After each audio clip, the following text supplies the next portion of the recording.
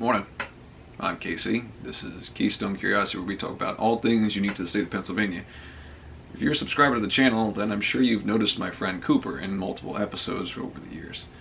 Sadly, Cooper passed away recently, and in going through some of the old photos, I felt the need to share a couple of our favorite places in my local area, so hopefully you can get out and make some memories with your furry friend too. Located just a short way off of Route 422 in Douglasville, Monocacy Hill offers well-established trails in otherwise relatively secluded woods. Around 6 miles of intertwining trails give you and your furry friend the chance to pick your own adventure. One trail leads along abandoned structures that had once been intended for quarry operations, while another takes you down to the creek to cool off. But the highlight for Cooper and I was always the trail to the top of the hill itself. The trail itself is uphill most of the way, with some need for rock hopping towards the top, but is otherwise a short and moderately easy trail. From here you can see over the valley to the west, all the way up to the outskirts of Reading.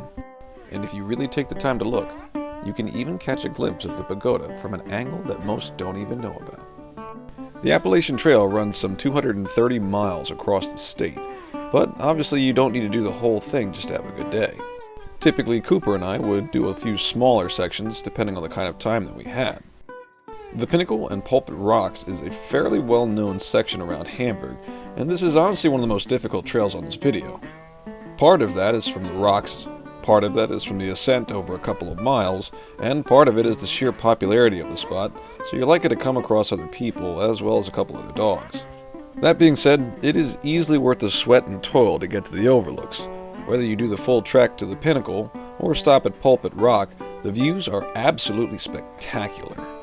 Another section that we frequented often was the Bake Oven Knob over near Germansville. At about a half to 3/4 mile, this one is a much easier hike, though it is not without its difficulties. While the majority of the trail is relatively flat and clear, or as much as can be expected for Pennsylvania, the last 100 yards or so is more of a rocky staircase. Despite all that, this is still an easily accomplished trail. I have taken my 5-year-old niece there a few times, and while there is no shortage of complaints, her moment of whoa at the overlook had pushed them all out of her mind. Like the Pinnacle, Bake Oven Knob commands a view over the flatlands to the south. Breathtaking, with a draw that has seen Cooper and I catch both sunrise and sunset there many times. Located just south of Birdsboro along the abandoned Route 82, the Birdsboro Preserve has much easier trails than the previous mentions. Of the places on this list, this one is probably my favorite, and I have every intention of doing a full video on this in the future.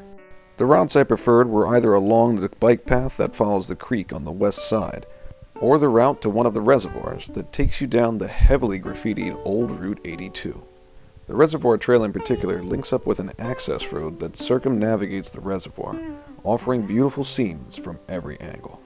I can't tell you how many times Cooper and I have come here and seen a heron waiting in the shallows or fisher birds dancing over the water.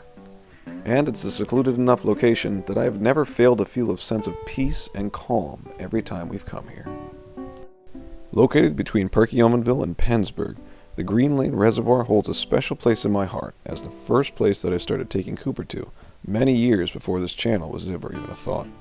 The 12.5-mile trail that goes around the entire lake has enough variety in both scenery and difficulty that you can make this adventure your own.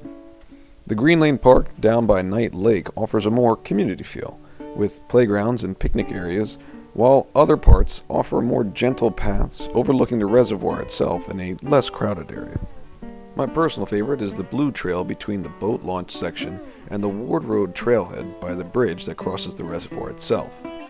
This section takes you through the peace of the forest as you wind your way along the shoreline to a rocky outcropping with a wonderful view of the waters, or if you'd prefer, up and down the spurs of the valley to secluded creek beds. This variety of trails is both easy and hard enough that anyone can find a section to match their needs. Located in the midst of Reading, Neversink Mountain is one of the later additions to Cooper and my haunts. Quick preface, shortly before making this video in November of 2024, Neversink was devastated by a wildfire, so the area might not be entirely accessible just yet, and I'm sure some of the scenery has changed. Regardless, Cooper and I would often come here for short hikes after work prior to that fire.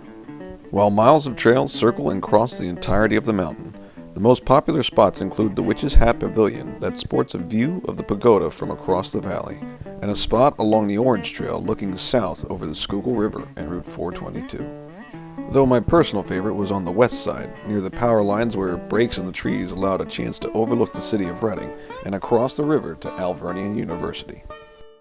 Cooper and I went on many adventures together.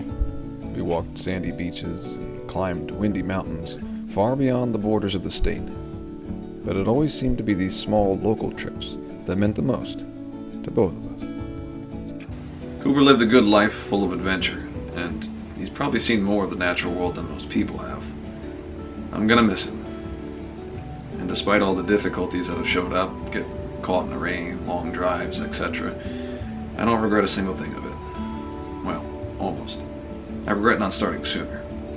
I regret thinking that you needed to go for long places, amazing views, and all these things, when most of these memories are stuff in my own backyard that we went to just for a quick walk, no more than an hour. Hopefully, this might inspire you to take your friend out. Make these same kind of memories too. Because I promise you, you're not going to regret it, no matter what the inconvenience is. That is going to wrap it up for today's episode. Thank you all so much for watching. You'll have a good one.